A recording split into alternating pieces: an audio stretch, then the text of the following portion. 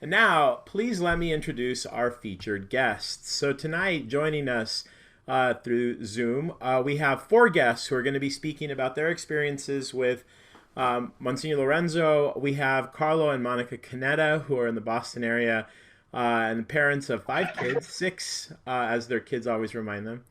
Helen Whitney, the acclaimed documentarian and close personal friend of Lorenzo, who also is the main inspiration and reason for the why we have God at the Ritz, which is really a fantastic book.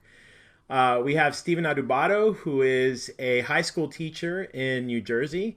And we have Tom Black, who has worn many hats and currently is saving lives in this pandemic as a paramedic in New York City. So, without further ado, I would actually like to begin by inviting Helen to join our conversation here and share about her first experience with Lorenzo, and how he came to be in her life. Well, Lorenzo had, and I'm sure all of you would say the same thing, an outsized influence in my life, not only professionally, which is how I met him, but spiritually, personally, emotionally, the full Monty. But I met him through work. I make documentary specials actually for PBS, and I was asked to make a 3-hour portrait of John Paul II, and I was in the midst of research that was going nowhere. I was frustrated. I was about to abandon the film. The man that people were talking about was either, sentimentally pious and uninteresting, or just, the hagiography of and superlatives from the right and the critique from the left. And I just thought, I've got to get out of here. This man, I'm not going to make a great film about him. And I think one of Lorenzo's closest friends, Michael Sean Winter, I think is his name, said to me, abandon not all hope. Just talk to this amazing man before you give up the film. And the rest is history. I placed a phone call to him. 3 hours later, we were talking not only about the Pope, but the best place for a pastrami sandwich in the Lower East Side, and our favorite books and Graham Greene and everything else. But at the end of that 3 hours, and this is Lorenzo's great gift to me throughout my work, it really could, and in particular with the Pope, he enabled me to see a man of complexity and contradiction. And in some ways, that's a portrait of Lorenzo himself. And those contradictions were fascinating. I mean, in that 3 hours, I saw a Pope who was both mystical to the core and rational to the core. I saw someone supremely political, knew how to massage media, someone apolitical. I saw someone deeply empathic to the poor and to the abandoned, and also someone absolutely tone deaf to the pain of gays and to victims of priest abuse. And the list could go on and on. And I left that 3 hours on the phone, with with a date to see Lorenzo a week later for dinner. But I went in search of Lorenzo's Pope for the next 3 years and traveled all across the world looking for him. And I think finding him in large part because Lorenzo had really opened me up, as he always did and does, to complexity and to nuance, and to not be afraid of contradictions also that can coexist.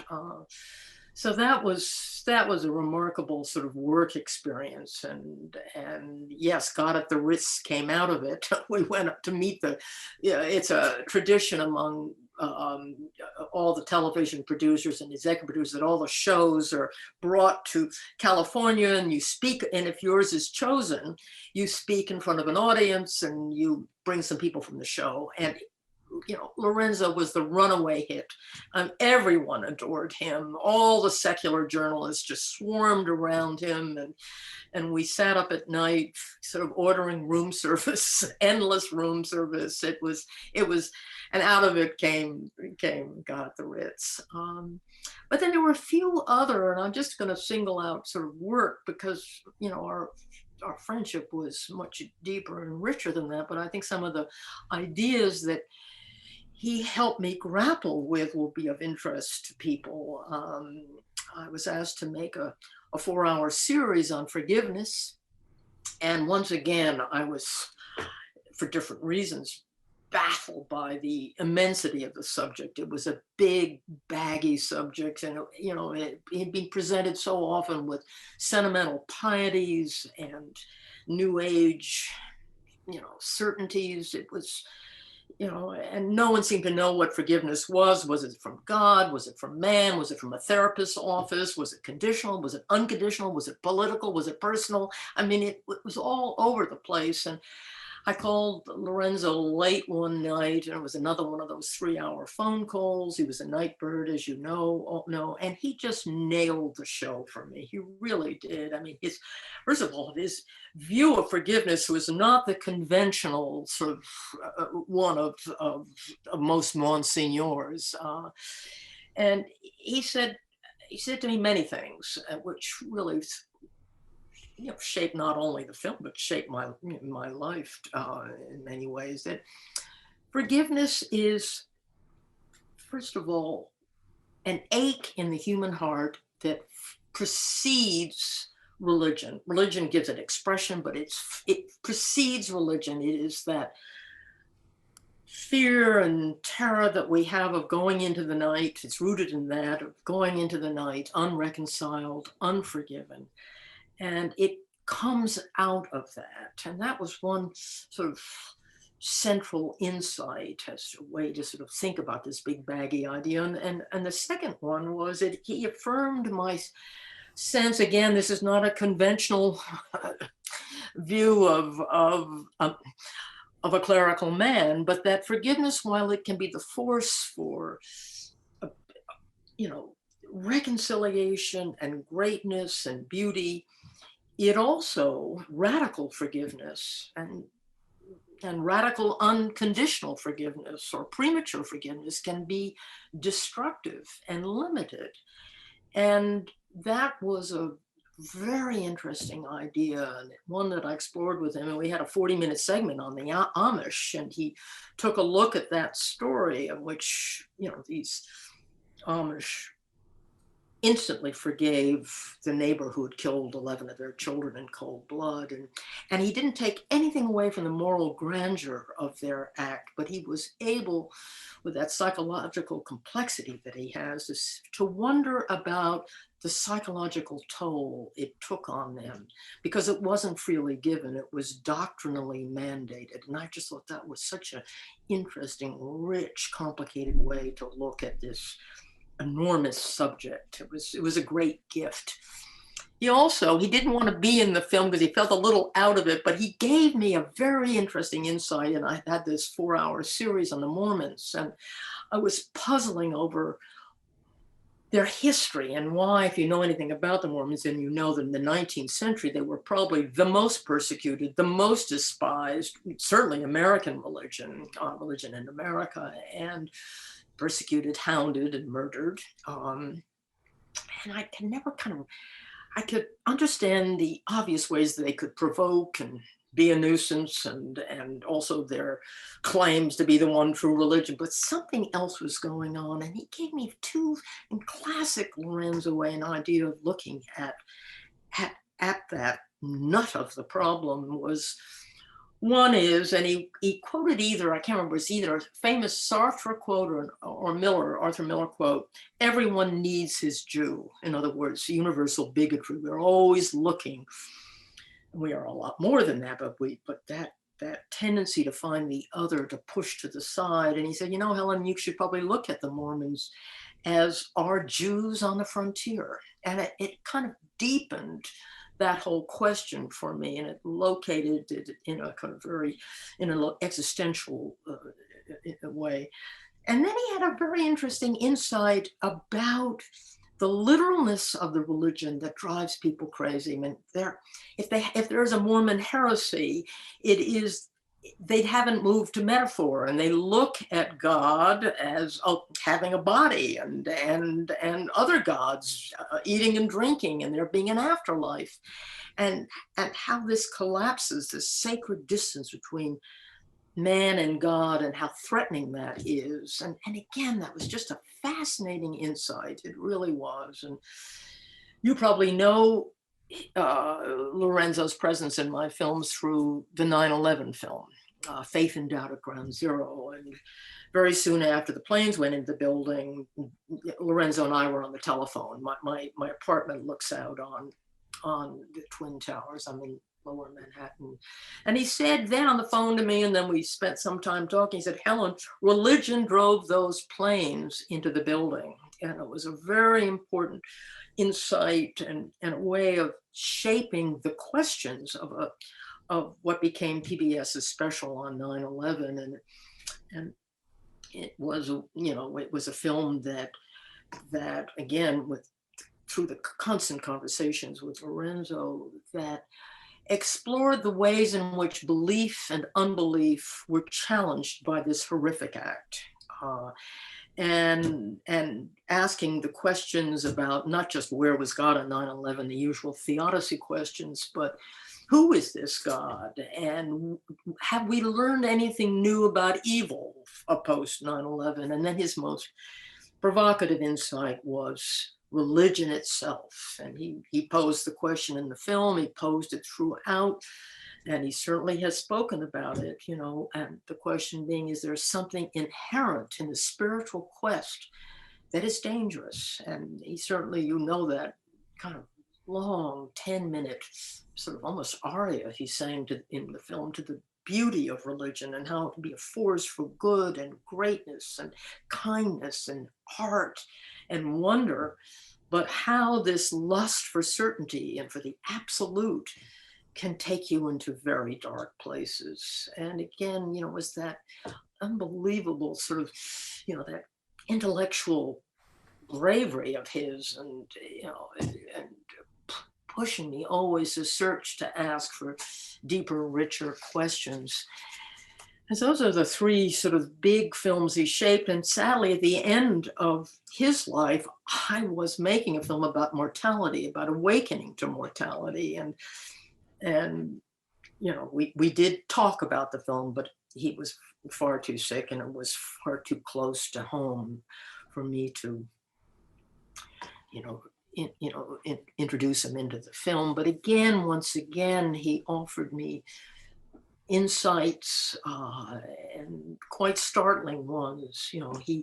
He wasn't the first time. He did this in many dinner parties at my house, when my secular friends would crowd around him, asking him questions about the great consolations that religion offers for death. He would say, "No, I'm not here to console. Death is a tragedy. We're not born to die.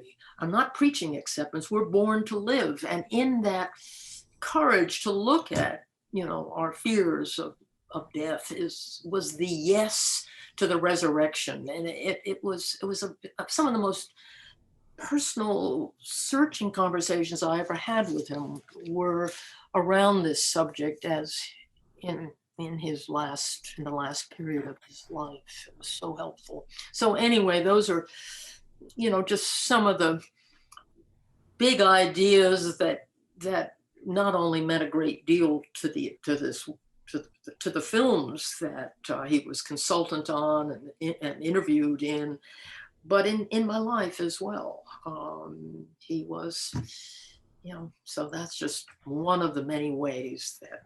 Well, no, I thank you very much, and I think that's a good transition, because our next guest, Carlo and Monica, met him at an early stage in their life, right before, when they were college students and high school students, and those questions are burning alive at you at that age. So, Carlo and Monica, can you tell us a little bit about your encounter with Lorenzo, and how, and how those questions revealed themselves in your relationship with him?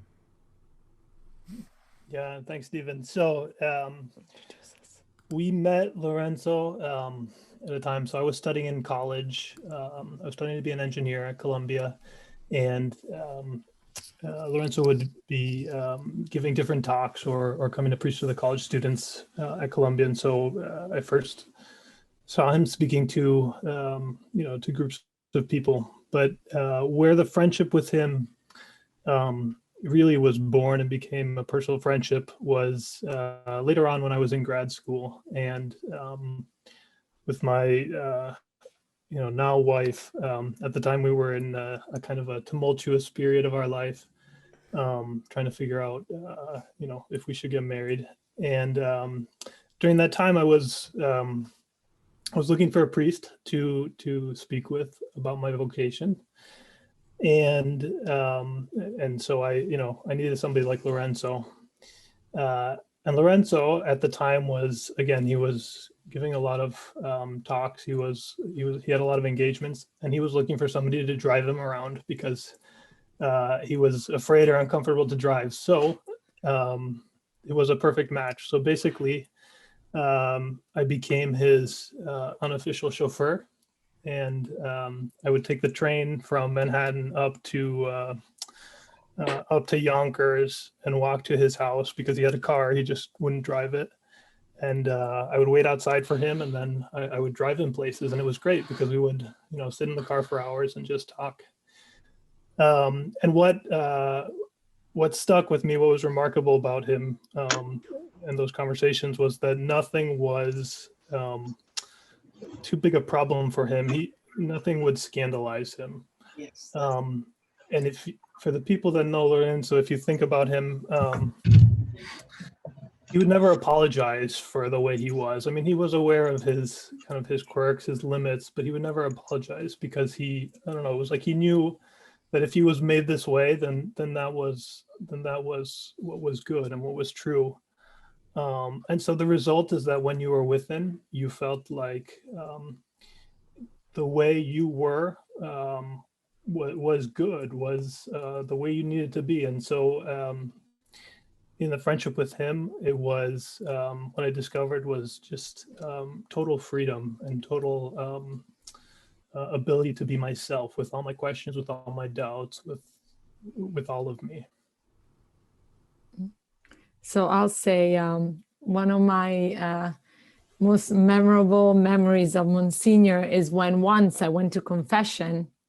And after a long, long confession, I remember for penance, he said, okay, Monica, your penance is you need to go downstairs, 42nd Street and Lexington, and you need to bring me that burrito with extra beans, sour cream. On the side, I'd like my Diet Coke, and be back so that I can absolve you. And I remember I was like, all right, here we go. I ran, I did what I had to do. I came back, and I'll never forget that moment. I'll never forget that confession. So that was Monsignor. And to be a little bit more serious, also, I remember that when we finally got engaged, it was Monsignor that gave us the book by CARLO, The Jeweler Shop, and he read it with us. And to this day, this book accompanies us. We read it over and over, and that for me was very, very important in in this decision, in the journey that Carlo and I took in order to discern our vocation and to decide to get married. It's the weight of those rings. We were doing a weekly catechesis in at Columbia when I was in grad school. It's called the School of Community. It's the form of catechesis that the people who are in community and liberation do, where they read from some of the founder of Father Giussani's texts, and they work on them together weekly. So at some point we had the idea to invite Albacete to come, and to our kind of surprise, he said yes, and he started to come weekly to meet with us at Columbia. And at the same time, he was somebody who went and spoke to big audiences, and in our little weekly catechesis, we were 3, maybe 4 each week. to the point that I started to feel embarrassed. I felt bad that he made the sacrifice to leave the house and come down and come meet with the 3 and 4 of us. But it wasn't a problem for him. He loved it. He loved to be with people, and it didn't matter who you were, what you were doing. He had an interest in each one of us, and that's what I felt when I was with him. Thank you so much, guys. I would now like to invite Tom Black, and I'm getting better at the spotlighting thing so I can highlight who is talking. But Tom, can you tell us a little bit about your experience with, now your video is off, Tom, just so that you know this. So I'm going to let you figure out how to do that. All right, can you hear me? I can hear you just fine, but we cannot see you yet. I don't know what's going on. I am assuming that. Yeah. I didn't even know it was off. Do you want to try and get that on? I'll go to Stephen Adubato is what I'll do, just so that people can kind of see you when you talk, and you can kind of try and figure that out. So Stephen, you have a different experience in CARLO. I mean, not necessarily in terms of when you or how old you were when you met Lorenzo, but you met him later in his life. Can you tell us a little bit about your experience meeting Lorenzo? Yeah, actually, I never met him in person, so my story's awesome. Different. Yeah, no. So I do consider Monsignor Albacete a friend, even though I never met him in this life, I guess we can say. But primarily, I became friends with him through his friends, through them telling me stories about him, through reading his books. And I found that by piecing together all these tidbits from people and from his writings, he became a real presence for me in my life. There have been so many situations when I think of one of these stories and I say, Albacete would totally get the situation I'm in right now, or that he'd be laughing at me in whatever crisis that I'm in. So the friendship is very much real in the sense that he's a friend who helps me to look at my life, to look at reality, and to understand, what am I really living now? And I would say the greatest gift that his friendship has given me is the awareness that Christianity allows us to be fully human. We don't have to reduce or censor anything. We don't have to put on a pious facade. We have I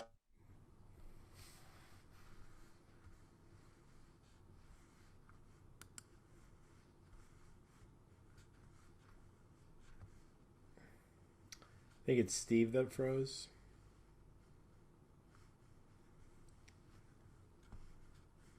Let him work on that. Okay, so here we go. Tom Black. Now that we can see you. Did I get the video back up? Yeah, you're on. Okay. Let's see how far I can get before I screw up the technicalities again. So I met Lorenzo when I was in high school through some friends through CL. And I just remember the first couple of times seeing him, he was just the coolest guy. He was just the coolest guy. Like, he would do stuff. Like, I remember being at a meeting, we were in, I say like it was NYU, some auditorium or something. And he was just sitting there smoking a cigarette with the microphone like this, like smoking a cigarette, eating chips and listening to people. And like, it was absolutely, you just wanted to be like that guy. You just wanted to be like him because, man, he was, as I grew older and I understood, because by the way, that intuition that I had in high school that this was the coolest guy was right. Right. And as I got to know him better and I got older, it was just really clear that he was super, super, super free. He was super free to be with you, like some people have spoken about already, but like to just live his mess with you, no problem. It was no problem. It wasn't a scandal. Your mess wasn't a scandal. It was just really, really easy to hang out with him because you belonged to him and he belonged to you. And if you were hanging out with him, he was hanging out with you. There was nothing else on his plate. besides you. And yeah, I mean, and there was a lot of mess too. There's a lot of mess in my life. There's a lot of mess in his life. I mean, I remember we helped him move into his house in Yonkers, and it was myself and some friends, and you know, it was incredible the amount of books that we had to move. Just forget about the other stuff, but just books and books and books. So much so that we actually, after we finished moving all the boxes in, he said, well, I need someplace to put my books. Can you build me some shelves? And we're like, yeah, you know, sure. And he's like, today. So we're like, yeah, sure. So we went down to Home Depot and we grabbed some brackets and some shelving. We went back and we just filled his basement with shelves. And great, there's the shelves. And he's like, you're gonna put the books up for me? Put the books up on the shelves for him. And it was really, really beautiful because nothing was a problem. Anything he needed, he asked for. Anything. And it was really easy for you to do the same thing with him. And so, I mean, we would talk about, I mean, I remember, you know, much like Carlo, I at a certain point became an unofficial chauffeur, driving him to priest retreats and this, that, and the other thing. And he loved it because he could smoke in my car and it was not a problem, right? So I remember very, very clearly, like, you know, you have the little ashtray. This is back in the old cars where you had ashtrays, and it would be like full, and he would push a cigarette in, and one, you know, an old one would fall out, and then he would light another one, and it was great. We were just driving down, and we would talk. We talked about everything from, you know, love life to the Twin Towers to, you know, I don't know. Is it right to torture somebody if you knew that there was going to be a bomb that they were going to let off? Or, I mean, just the hypotheticals. I mean, anything. And it was really incredible because you were just so clearly loved by him. And when, yeah, like my experience of hanging out with Lorenzo was that you were his like whole world when you were with him. And that it's incredible. It's just an incredible thing that you don't come upon enough in life, but really, really, yeah, a real experience of friendship, of really not being alone. So yeah, you and I visited him a lot those last days, you know, when he was really starting to get sick, and then when he was in the hospital. I remember it was not a big deal for him to call and say, what are you doing tomorrow? Come see me. And I that taught me so much, right? Because like you want to avoid, he never avoided expressing his need. It didn't matter how small or big it was, right? Right. Oh, come and see me and bring fried chicken. Yeah. Stop at that place. Yes, yeah. Yeah. Steven, it looks like you're back. So I'm gonna spotlight you, but go ahead and unmute yourself, Steven. And I'm sorry that we got disconnected, and hopefully this will work out. Can you hear me better now? Does it work? Okay. So yeah, no, I mean, I'm just to reiterate. So I became friends with Albacete after his passing, and it was through his friends that he became my friend. And again, the biggest thing that I've discovered through this friendship is that, you know, in Christianity, we're allowed to live our humanity fully. We don't have to reduce anything. We don't have to censor anything. We don't have to put up the pious facade. We can just be ourselves, humans, in the relationship with Christ. And one of my favorite passages from God at the Ritz, which is not one that's mentioned very often, he tells this story about a woman who asked him, like, do you literally believe that the resurrection literally happened? That, like, you know, and that our bodies are going to literally resurrect? And he says to her, I'm going to read just a little excerpt. So he says to her, my immediate reaction to the question was to think about and to notice and feel my own body, which could be diplomatically said to have reached threatening dimensions. So obviously we know he was rather large. When I try to get up in the morning, I discover parts of my body, because they hurt, that I didn't even know were there. So in response to this question about the resurrection of the body as metaphor, I replied, my experience of the body is not the experience of a metaphor. The day this body becomes a metaphor, I'll be better equipped to answer your question. And he continues by reflecting on his experiences being on a beach in Southern California. And he says, you see many bodies that make you think of the resurrection as a worthwhile thing, as a metaphor for their beauty and attraction. What my heart wants is the real possibility of having a body like those who at that very moment could be seen around the pool during the shooting of an episode of some television series. I have no idea what my risen body might look like, but if such a thing does exist, I want it to be closer to the bodies at the pool than to a metaphor. So it was these kinds of humorous theological insights that show how he was able to distill the particular paradox that is the incarnation. Because, I mean, when you're talking about bodies, like for most people, I don't know, I always hear this kind of moralistic, like, oh, don't be vain, don't think too much about your body appearance. Or kind of sentimental, like, oh, it's only what matters on the inside. It's God doesn't care what's on the outside. But for him, with the faith in the incarnation, everything matters. Both the inside and the outside says something about God. It has to do with our desire for God. And it's those kinds of insights that played a very key role in my own vocational path, but especially in my teaching. I teach religion and philosophy to high school students in New Jersey. And I remember the summer after my first year as a teacher, which was a horror show, I read God at the Ritz, and it totally revolutionized the way that I teach, because I felt more free to encourage my students to bring their humanity into our discussions about faith.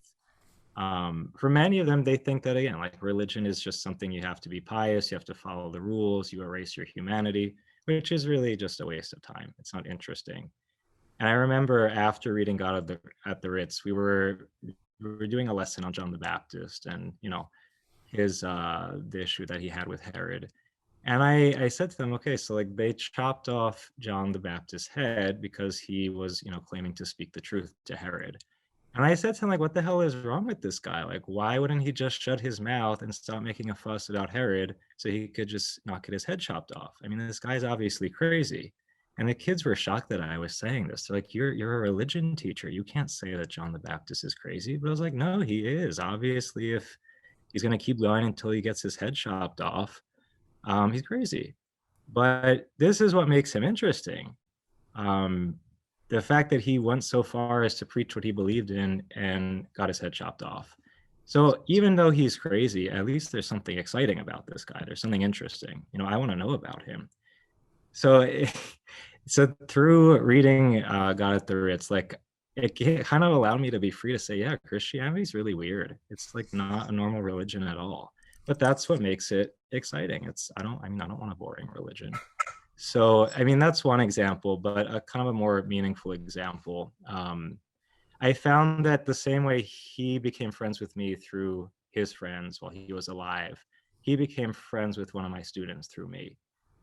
There's this one student I had a few years ago who like utterly hated my guts. He thought I was horrible. He was miserable every time he came into my class. He never participated.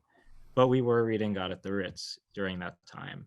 And when we got to the unit in the book about suffering, this kid was really shocked by the chapter where Albacete just keeps asking, why? Like, why do we have to suffer? Why, God, are you letting this happen? And the kid was shocked because he said, you know, aren't you not supposed to question God? Like, God gives you things, he lets things happen and you accept it. And I was like, well, why can't I question him? I mean, do you want to suffer? Like, don't you want to know why this is happening? And he's like, yeah, but you can't say that. You can't ask God those questions. And I was like, look, if if God promises me fulfillment, if Jesus is supposed to be this someone I'm supposed to give my life to, then I'm going to demand an answer, because that's what I want. And he's like, well, you can't get what you want. I was like, well, I want it, so I'm going to ask for it. And I wouldn't be able to say that to this kid, to like kind of propose the importance of questioning in that way, if not for this relationship with Albacete. And I just see, again, it's nothing has to be censored. Like, the fact of the incarnation allows us to be totally human and to bring our whole selves into the relationship. So that's a little bit about my growing friendship with the Monsignor. And Stephen, I love that you learned that and you never met him, because I think that's what a lot of us learn having met him, right? I mean, I was joking with my friend Camille, who's on this call, but around the Feast of the Epiphany or whatever, talking about how, or maybe it's a presentation, Jesus is being presented and they buy 2 turtle doves because they don't have any money and they're poor. And all of a sudden I was like, what did they do with the gold the Magi gave them? We just talked about that, like what did they do with the money? So I texted Camille and I was like, look, I had a very Albacete insight. And she said, she was with our friend Wadi, and he says, he gave a homily on this exact thing. He said, what did they do with the money? But that's the kind of experience of, and not only by the way of faith, right, but of all of reality, the science questions. When you see him with Hitchens, I always love that debate, because Hitchens is like, either this guy's not religious or I'm not an atheist. He defied those categories. He was able to question in front of everything and without any fear, and not hold on to anything. And it's really we don't have a lot of time for questions. I don't know if there are questions out there, and I hope there are. And if there are, you send them to the moderator. But it's really cool to hear in a lot of different experiences. And I thank Helen for starting us off, because he was not a priest for pious people, right? He was a priest for the man on the street. He was a priest for the intellectual who was serious with their questions, and he was a priest for the young tumultuous college students who were trying to figure out what their life might, the direction their life might take, or the chain smoking 22-year-old was driving him around or whatever, like at the end of the day, there was no need to hide or censor anything when you were with him. He brought all of those things out. Joe, have there any questions been sent, or has anyone asked a question? Just kind of the final thing, because otherwise I will just thank our guests.